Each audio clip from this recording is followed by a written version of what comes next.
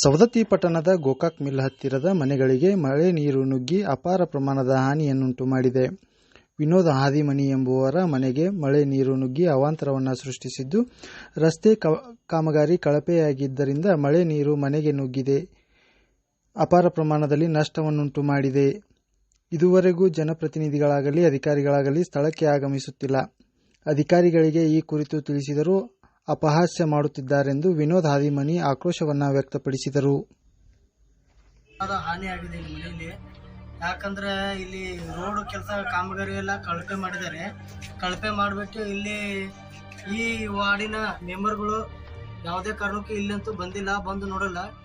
ನೋಡಿ ಇಲ್ಲಿ ಯಾವುದೇ ಥರ ಕೆಲಸಗಳು ಹೇಳಿದ್ರು ಒಂಥರ ಇದು ಮಾಡ್ತಾರೆ, ಏನಂದರೆ ಅಪಹಾಸ್ಯ ಮಾಡ್ತಾರೆ. ಅವ್ರು ಯಾರು ಬಂದು ಇಲ್ಲಿ ಬೇಜವಾಬ್ದಾರಿತನ ಮಾಡ್ತಾರೆ. ಈ ಥರ ಎಲ್ಲ ಇಲ್ಲೆಲ್ಲ ಅಪಾರದ ಹಾನಿ